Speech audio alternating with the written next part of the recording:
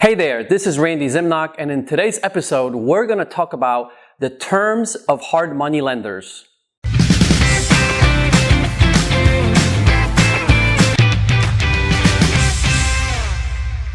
So every investor pretty much starts with borrowing hard money.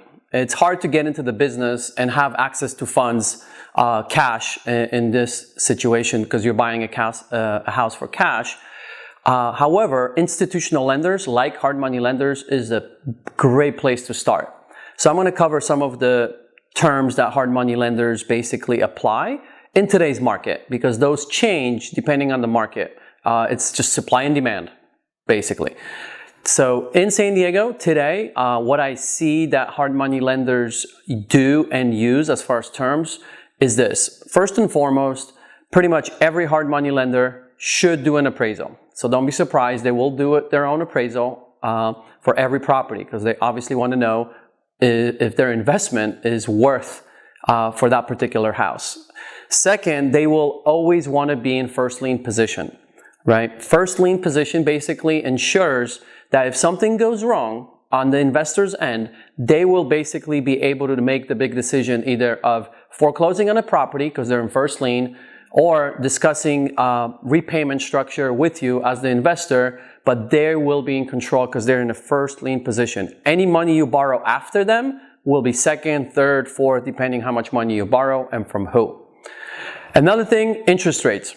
Common interest rate percentages are anywhere between 8 to, I would say, 12%.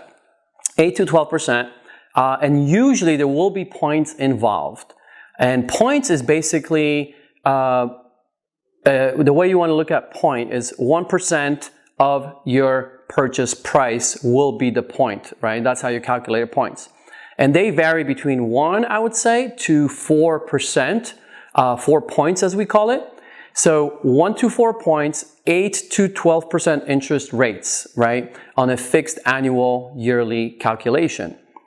Now, when it comes to the interest rates and the points, everything is negotiable. However, understand that if you're an investor or an agent working with an investor, it all comes down to your experience. So on the beginning, when you're getting started, it's really hard to negotiate the terms because you have no experience, you have no track record with that hard money lender. As you gain momentum and you are a repeat client and you've actually, borrowed money from them once or twice, paid them back, now it's a good time to start asking, hey, would you be able to lower my interest rate? Hey, would you be able to remove some of the points, right? And usually what I'm hearing around here, and I see our investors use when it comes to hard money lenders, they could get down as low as even 8% and 1 point, which is pretty good. The last thing I want to cover when it comes to hard money lending is they will lend about 80 to 90% of purchase price. Right? Most of them, that's how they look at the numbers. What is the purchase price? What is the appraised value?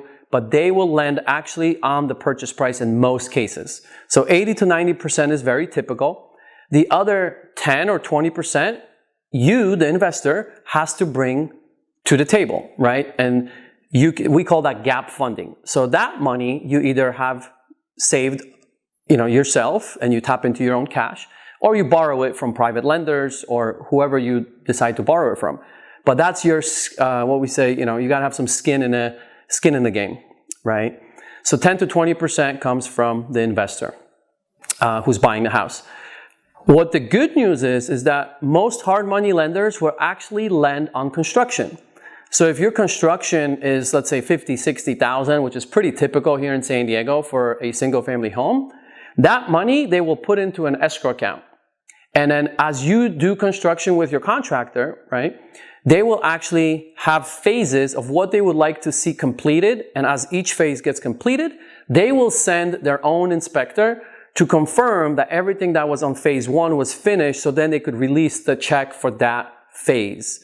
And that check will either go to you, the investor, so you can pay the contractor, or it could go directly to the contractor. Right? So depending how many phases you have, depending how big the job is, that will determine how many draws you will end up doing with the hard money lender from their escrow account. And those are the basic terms. And again, this is what is happening here in San Diego, and I know it's pretty much the same across the country. Some hard money lenders only lend locally, so don't be surprised. But there are some that lend nationally. So if you're an agent working with an investor, these are all good things to know, look into, educate yourself on, and maybe even gather a list of hard money lenders in your market that you could recommend to the investors that you work with. And that's how we create a win-win. Analyzing a property before you buy it is obviously very important. However, what I find that most people just do it wrong. And I know that alone, one mistake could cost you tens and thousands of dollars. It could literally cost you your business. And I don't want that to happen to you. So I created a step-by-step property analysis guide sheet to walk you through exactly what to look for to make sure your deal that you're looking at is worth buying. To get the property analysis guide sheet, just go to randyzimnock.com.